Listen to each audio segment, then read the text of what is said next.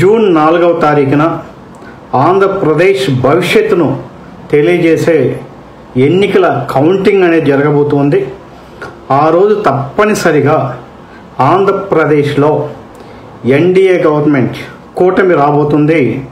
చంద్రబాబు నాయుడు గారు ముఖ్యమంత్రి కాబోతున్నారు. ఇది రాసి పెట్టుకోండి. జ్యోతిష్కులకి ఓపెన్ ఛాలెంజ్ చేస్తున్నాను. జగన్మోహన్ రెడ్డి ముఖ్యమంత్రి అయ్యే అవకాశమే లేదు లేదు లేదు. జగన్మోహన్ రెడ్డి గారు 2024 సంవత్సరంలో పదవీ చ్యుతుడు కావటమే కాక భవిష్యత్తులో అనేక కేసుల్లో ఇరుక్కునే అవకాశం ఉంది. పాత కేసుల్లో తీర్పులు వెలువరించి శిక్షలు పడటం, కొత్త కేసులు అనేక కేసుల్లో జైలు చుట్టూ జీవితం గడిపే అవకాశాన్ని కొట్టిపారేయలేం. వారికి అష్టమ శని రాబోతూ ఉన్నది. ఆంధ్రప్రదేశ్లో ఎన్నికలు జరిగినటువంటి సంవత్సరం 2024లో టోటల్ సంవత్సరంలో కూడితే 8 ఉన్నది. ఈయన వచ్చిన తర్వాత 13 జిల్లాల నుంచి 26 జిల్లాలు చేయటం జరిగింది. జిల్లాల సంఖ్య కూడా 8 ఉండటం, ఆంధ్రప్రదేశ్ సంవత్సరంలో 8 ఉండటం, 8 శని భగవానుడి యొక్క సంఖ్య కావటం చేత, అలానే ఆంధ్రప్రదేశ్ ఎన్నికలు జరిగిన తేదీ 13 అంటే 1+3 4 కావటం, ఆంధ్రప్రదేశ్ కౌంటింగ్ కూడా 4 జరగటం, ఆంధ్రప్రదేశ్ శంకుస్థాపన జరిగిన తారీఖు 22 2+2 4 కావటం, ఆంధ్రప్రదేశ్ శంకుస్థాపన చేసినప్పుడు ఆంధ్రప్రదేశ్లో 13 జిల్లాలు ఉండటం, అంటే 1+3. ఎందుకు 4 గురించి చెప్తున్నా అంటే న్యూమరాలజీస్లో 4 అనేది శని భగవానుడు సంబంధించినటువంటి 4. అంటే ఆంధ్రప్రదేశ్ అనేది సంఖ్యాశాస్త్రంలో 2 సంఖ్యలను అనుసరిస్తూ ఉన్నాయి. 1 8 అయినటువంటి శని భగవానుడు, రెండోది 4 అయినటువంటి రాహు. నరేంద్ర మోడీ గారు 17 పుట్టడం ద్వారా 1+7 ఉండటం ద్వారా 8 శని భగవానుడు. పవన్ కళ్యాణ్ పేరులో పవన్ అని ఏ పేరు మీద అయితే పా పేరు మీద వస్తుందో శని భగవానుడైనటువంటి జాతకుడు పవన్ కళ్యాణ్. చంద్రబాబు నాయుడు గారు మొదటలో 2014లో శని భగవానుడైన నరేంద్ర మోడీ గారితో పవన్ కళ్యాణ్ గారితో ముఖ్యమంత్రి కావడం చేత ఆంధ్రప్రదేశ్ ముఖ్యమంత్రి వర్యులు అయ్యున్నారు. ఆంధ్రప్రదేశ్ ముఖ్యమంత్రి చంద్రబాబు నాయుడు గారిని న్యూమరాలజీస్లో ఒక్కసారి చూస్తే ఆయన పేరు చంద్రబాబు నాయుడు గారిలో 49 వస్తుంది. 49 కూడితే 13 వస్తుంది, 13 4 వస్తుంది. అంటే ఈ రాహు శని భగవానులు ఆంధ్రప్రదేశ్ భవిష్యత్తుని కీలకమైన వ్యక్తులుగా నేను భావిస్తున్నాను. అందుకే నరేంద్ర మోడీ శని భగవానుడు కావటం చేత 22 శంకుస్థాపన చేస్తే 13 జిల్లాలు ఉంటే, పవన్ కళ్యాణ్తో శని భగవానుడితో చంద్రబాబు నాయుడు పొత్తు పెట్టుకోవటం వల్ల చంద్రబాబు నాయుడు గారు 2014లో ముఖ్యమంత్రి అయ్యారు.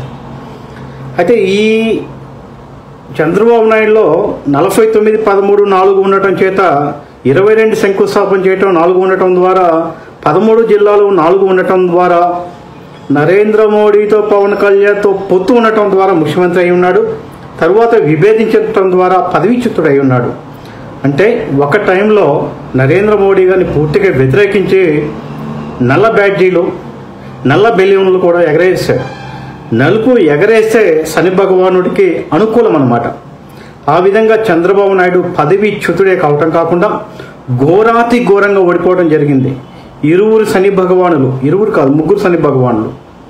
కేసీఆర్ 17 పుట్టారు, నరేంద్ర మోడీ 17 పుట్టారు, పవన్ కళ్యాణ్. ముగ్గురిని విభేదించడం ద్వారా, ఒక తీవ్రమైనటువంటి పోరాటం చేయటం ద్వారా దారుణాతి దారుణమైన ఓటమిని సవిచూడటమే కాకుండా జైలు జీవితం కూడా వెళ్ళి 52 రోజుల పాటు జైల్లో ఉండి 53వ రోజున రావటం జరిగింది. ఇప్పుడు ఇంపార్టెంట్ ఏమంటే చంద్రబాబు నాయుడు గారు బయటకు వచ్చినటువంటి రోజులు లెక్కేస్తే 53వ రోజు 5+3 ఉండటం, 2024లో 8 ఉండటం, ఈ జిల్లాలతో కూడా 8 ఉండటం ద్వారా ఆంధ్రప్రదేశ్కి చంద్రబాబు నాయుడు గారికి శని భగవానుడు మళ్ళా తిరిగి అనుకూలిస్తున్నాడు. 2019లో కూడా రెండవ ముఖ్యమంత్రిగా ఉన్నటువంటి జగన్మోహన్ రెడ్డి గారు సాక్షాత్తు రాజశేఖర రెడ్డి గారి కుమారుడు. రాజశేఖర రెడ్డి అంటే ఆయన 8వ తారీఖు పుట్టాడు. అంటే శని భగవానుడి యొక్క కుమారుడు కావటం చేత జగన్మోహన్ రెడ్డి పెట్టారు. జగన్మోహన్ రెడ్డి న్యూమరాలజిస్ట్లో ఒక్కసారి చూడండి, 49 వస్తుంది, 49 కూడితే 13 వస్తుంది, 13 కూడితే 4 వస్తుంది. అంటే రాహు యొక్క ప్రభావం చేత శని భగవానుడు అనుకూలించటం ద్వారా రాజయోగ్యత జగన్మోహన్ రెడ్డి గారికి కలిసింది. అయితే ఒక్కసారి పదవులకి వచ్చిన తర్వాత ఆ వ్యక్తులు అహంకారకంగా కానీ లేదా ఆవేశంగా కానీ నేనే రారాజునన్న ఒక బ్రీత్ కానీ ఉండకూడదు. అందుకే రాజశేఖర్ రెడ్డి గారు 8వ తారీఖు పుట్టడం ద్వారా అనేక సుదీర్ఘకాలం ప్రయాణం చేయటం ద్వారా ఓర్పు నేర్పు ద్వారా ఒక మంచి నాయకుడు అయినప్పటికీ అహంకారం పరాకాష్ఠకి వెళ్ళటం ద్వారా అడ్రస్ లేకుండా ప్రమాదంలో కలిసిపోయాడు. అలానే వాళ్ళ స్వయాన తమ్ముడైనటువంటి వైఎస్ వివేకానంద రెడ్డి గారిని కూడా 8వ తారీఖు పుట్టారు.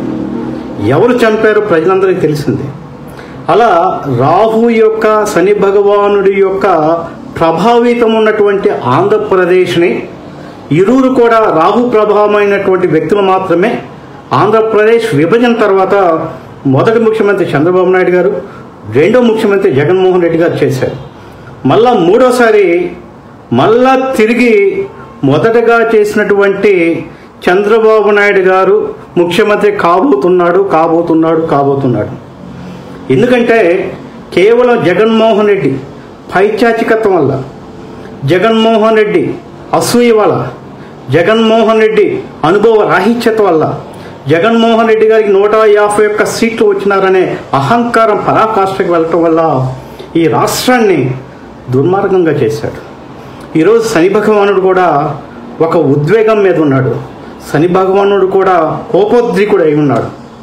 అందువల్ల 2024 సంవత్సరం సంబంధించిన 8 టోటల్లో ఉండటం ద్వారా 13వ తారీఖున ఎన్నికలు జరగటం ద్వారా 13 అంటే 1+3=4 రాహు యొక్క ప్రభావం చేత ఎన్నికలు జరిగిన తరువాత కౌంటింగ్ 4 ద్వారా చంద్రబాబు నాయుడు గారు ముఖ్యమంత్రి కాబోతున్నాడు.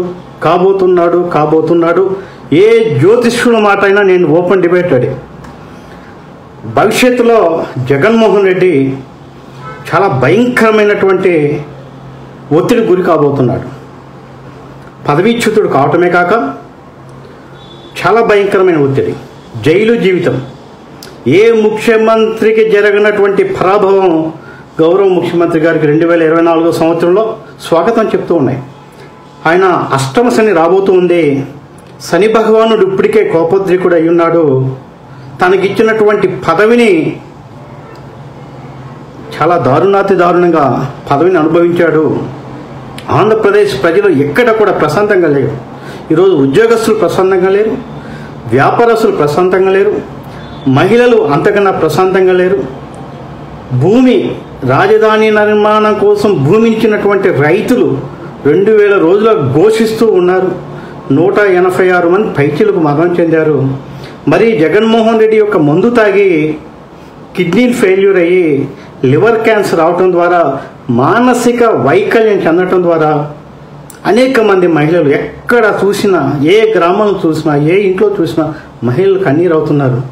అంతేకాదు ఈరోజు తల్లి తోబుట్టువులు ఇద్దరు కళ్ళండి కన్నీళ్లు పెట్టి ఈరోజు అన్నగారిని శపిస్తూ ఉన్నారు. అంటే భగవంతుడు కూడా జగన్మోహన్ రెడ్డిని కాపాడలేరు. 2024లో ఖచ్చితంగా పదవి రాదు. అంతేకాకుండా 2024లో దారుణమైనటువంటి జైలు జీవితాన్ని అనుభవించబోతూ ఉన్నాడు. కొత్త అనేక కేసులు అష్టమ శని వల్ల అనేక కేసులు చుట్టుముట్టబోతూ ఉన్నాయి. పాత కేసుల్లో తీర్పు రావటం చేత వైఎస్ఆర్సీపీ మొదట చివరి ముఖ్యమంత్రి కాబోతూ ఉన్నాడు. 20 ఏళ్ల పాటు ముఖ్యమంత్రిగా ఉండవలసిన జగన్మోహన్ రెడ్డి తన పొగరే, తన అహంకారమే, తన నేనే మోనార్క్ తనమే, నేనే రారాజునని భ్రమించి, నేనే ఆంధ్రప్రదేశ్ అనే ఈ రాష్ట్రానికి ఒక సింహం అని ఒక భ్రమించి తన పతనాన్ని తనే కొని తెచ్చుకున్నారు. ఈరోజు కష్టకాలంలో నిన్ను దీవించడానికి నీ తల్లి లేదు, తోబుట్టువైనటువంటి చెల్లి లేదు, చెల్లి సమానమైనటువంటి బాబాయ్ కూతురు లేదు. ప్రభుత్వాన్ని నమ్మినటువంటి అనేక మంది మహిళలు లేరు. అందుకని జగన్మోహన్ రెడ్డి చాలా దుందుడు వైఖరి చేశాడు, చాలా దుర్మార్గం చేశాడు. ప్రజల సొమ్ముని సలహాదారులకు 100 కోట్లు దారాదత్తం చేశాడు. సన్నాసులైనటువంటి పనికి మాలినటువంటి వ్యక్తులు ఇంచుమించుగా జగన్మోహన్ రెడ్డి చుట్టూ ఒక 8 మంది, రోజా గారు కావచ్చు, 17 పుట్టింది మహాతల్లి, కొడాలి నాని కావచ్చు, లేదా బందా నాని గారు కావచ్చు, లేదా నెల్లూరు వ్యవసాయ శాఖ మంత్రులు కావచ్చు, సాక్షాత్ అసెంబ్లీ స్పీకర్ కావచ్చు, మీ దగ్గర ఉన్నటువంటి చుట్టూ ఉన్నటువంటి ఈ వ్యక్తులు దుందుడుకు స్వభావం మీద అసెంబ్లీ పవిత్రతను దెబ్బతీసే విధంగా ఒక భూత పురాణంతో ఉండటం ద్వారా జగన్మోహన్ రెడ్డి యొక్క జీవితం 2024లో దారుణాతి దారుణంగా ఉండబోతుంది. ఓటమి సవి చూడబోతూ ఉన్నాడు. మళ్ళా ఓపెన్గా వేణు సార్ అనుకుంటాను, వేణు మాస్టర్ గారు న్యూమరాలజిస్ట్లో, నేను కూడా న్యూమరాలజిస్ట్లో గత 10 సంవత్సరాలుగా న్యూమరాలజీ ఉందా లేదా అని ఒక శాస్త్రోధికంగా ప్రయోగం చేస్తున్నాను. వృత్తి రీత్యా న్యాయవాదిని అయినప్పటికీ విభేదించే బదులు తెలుసుకునే క్రమంలో నేను వచ్చాను. ఏది ఏమైనా ఆంధ్రప్రదేశ్ ప్రజలకి శిరస్సు వంచి ఒక్కటైతే చెప్తున్నాను, అమరావతి ప్రజలకి మనం రుణపడి ఉన్నాం. ఒక్క అంగుళం కోసమో, ఒక్క సెంటు కోసమో, ఒక్క గజం కోసమో కోట్లకు వచ్చి అన్నదమ్ముల మీద వైవిధ్యం చేస్తున్నటువంటి ఈ తరుణంలో, ఈ రోజుల్లో ఒక రాజధాని నిర్మాణానికి 1000 ఎకరాలు రాజధాని కోసం ఇచ్చారు. రాజధాని అభివృద్ధి చెందితే రైతులు బాగుండటమే కాకుండా రాష్ట్రం బాగుంటుంది. ఎకరా ఇస్తే 1300 గజాలు వాళ్ళకి ఇస్తే 2500 గజాలు పైచీలకు అమరావతి రైతులకు ఇస్తున్నారు. అలాంటి ప్రభుత్వాలను నమ్మించినటువంటి రైతన్నల కంట కన్నీరు పాలకుడికి శుభం జరగదు. అలానే 2024లో మద్యాన్ని నిషేధించే ఎన్నికలు వస్తామని మహిళలను నమ్మబలికి జగన్మోహన్ రెడ్డి బ్రాండ్ మందు తాగినటువంటి రాబోయే 10 ఏళ్లలో ఇప్పుడు తాగిన మందు 80% మంది మగజాతి ఉండే అవకాశం లేదు ఆంధ్రప్రదేశ్లో. ఇది వాస్తవం. అంటే ఆంధ్రప్రదేశ్లో 35 ఉన్న ఇల్లు భవిష్యత్తులో ఉండే అవకాశం లేదు. అంత దుర్మార్గమైన పాలన చేశారని చెప్పడానికి ఆ విధంగా చేస్తున్నా. ఏది ఏమైనా ఆంధ్రప్రదేశ్కి మొదట్లోనే చెప్పా, ఇరువురు అంటే శని భగవానుడు, రెండవది రాహు ఉన్నాడు కనుక ఈ రెండు కూడా చాలా మంచి గ్రహాలు. ఎలా ఉంటే పాలకుడు శాంతంగా ఉండాలి, ఓర్పుగా ఉండాలి, సహనంగా ఉండాలి, పోతే అనవసరమైనటువంటి వ్యయాన్ని ఖర్చు చేయకుండా శాంతంగా, ఓర్పుగా, సహనంగా, దీర్ఘకాలిక ప్రణాళికగా వెళ్తే ఆంధ్రప్రదేశ్ 20 ఏళ్లలోనే దేశంలోనే ఒక మహోన్నతమైనటువంటి రాష్ట్రంగా ఉండేది. కానీ పాలకుడు రాహు శని ప్రభావం చేత ఉన్నటువంటి వ్యక్తులు ఆవేశమైన నిర్ణయాలు కానీ, అసూయ నిర్ణయాలు కానీ, ఎదుటి వ్యక్తిని లేకుండా తుదముట్టించేద్దామనే దుర్మార్గమైన ఆలోచనలు కానీ, తన చుట్టూ ఉన్నటువంటి తల్లి చెల్లి సమానమైనటువంటి మహిళలను కన్నీరు పెట్టిస్తే ఈ శని భగవానుడే మళ్ళా జైలుకు పంపిస్తాడు. ఈ శని భగవానుడే రాజ్యాధికారం లేకుండా చేస్తుంటాడు. శని భగవానుడు వ్యతిరేక స్థానంలో ఉంటే కోర్టు చుట్టూనైనా తిరుగుతుంటారు, పదవీచ్యుతుడైన అవుతాడు, జైలు జీవితమైనా ఉంటుంది. ఈ 4 కూడా జగన్మోహన్ రెడ్డికి 2024 సంవత్సరం జరగబోతున్నాయి. దాని కారకులు ఎవరు కాదు, కేవలం తనే కారకుడు. తను చేసిన పాపాలతో తనే బలి కాబోతున్నాడు. యాక్చువల్గా 20 years ఆయన ముఖ్యమంత్రి, వాస్తవం అది. ఆయనకు ఒక అహంకారం అనేది పరాకాష్ఠకు వెళ్ళి 151 సీట్లు ఇచ్చినటువంటి బాధ్యతని ఒక బలుపుగా, ఒక గర్వంగా, ఒక గర్విష్ఠిగా నేనే మళ్ళా ముఖ్యమంత్రిగా ఉండాలి, నన్ను చూసే ఓట్లేశారు అని అప్పుల పాలు చేసి ప్రజల ఆస్తులను తాకట్టు పెట్టి, ప్రజల ఆస్తి అంటే ఎవరిది, ప్రభుత్వ ఆస్తి అంటే ఎవరిది, మందే. మన ఆస్తి తాకట్టు పెట్టి మనకు డబ్బులు ఇస్తున్నాడు. అంటే 12 లక్షల కోట్లు అప్పు చేస్తే 2,80,00,000 కోట్ల రూపాయలు పేదలకు పంచితే 10 లక్షల కోట్లు అంటే ఒక్క ఆంధ్రుడి మీద 2,80,00,000 కోట్లు ఉంది. ఒక ఇంట్లో నలుగురుంటే ఇంచుమించుగా 10 లక్షల పైచులు కప్పిచ్చాడు ఈయన. అందుకని ఏది ఏమైనా ఆంధ్రప్రదేశ్ జూన్ 4 తర్వాత మంచి పాలన వస్తుందని ఆశిస్తున్నాం అన్న. మరొక్కసారి జగన్మోహన్ రెడ్డి గారు వచ్చే అవకాశం లేదు. తను నిర్ణయాలతో తను తీసుకున్నటువంటి గొంతులో తను పడబోతున్నాడు. ఎవరినైతే జైలుకు పంపించాడో ఆ జైలు జీవితం శాశ్వతం కాబోతుంది. జగన్మోహన్ రెడ్డికి జైలుకి వెళ్ళాలని నా కోరిక కాదు. ఆయన జైలుకి వెళ్ళాలని అని కూడా నేను అనట్లేదు. ఆయన తీసుకున్న నిర్ణయంలో, ఆయనే తప్పిదనంలో, ఆయన చేసినటువంటి దురంకార నిర్ణయాలతో, ఆయన చేసినటువంటి క్షణకావేశ నిర్ణయాలతో, ఆయన చేసినటువంటి బాధ్యతారహితమైనటువంటి పాలనలో ఆయన తీసుకున్న గొవ్విలో ఆయన పడబోతున్నాడు.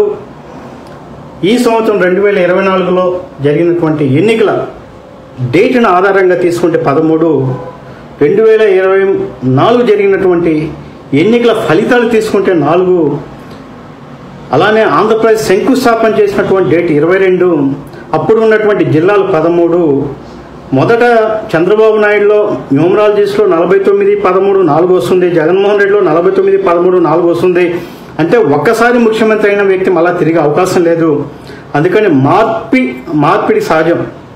మొదట్లో చంద్రబాబు నాయుడు వచ్చారు, ఆయన మార్చి జగన్మోహన్ రెడ్డి గారు వచ్చారు, ఆయన మార్చి మళ్ళా చంద్రబాబు నాయుడు గారు రాబోతున్నారు. చంద్రబాబు నాయుడు గారు ఎందుకు రాబోతున్నాడంటే శని ప్రభావమైనటువంటి వ్యక్తులతో 2014లో పొత్తుకునడం చేత ఆంధ్రప్రదేశ్ ముఖ్యమంత్రి అయ్యాడు. వాళ్ళు విభేదించడం ద్వారా పదవి పోయినది, జైలుకి వెళ్ళాడు. మళ్ళా వారితో కలిసి మైత్రి ఉండటం చేతను చంద్రబాబు నాయుడు గారు 52 రోజులు జైల్లో ఉండి 53వ రోజు బయటకు వచ్చాడు. సంఖ్యాశాస్త్రంలో 5+3 కూడితే 8 ఉంటుంది. 8 అంటే శని భగవానుడు, అంటే శని భగవానుడి యొక్క దీవెనలతోటి బయటకు వచ్చిన డేట్ని ఆ డేట్ని ప్రామాణికంగా తీసుకున్నాం.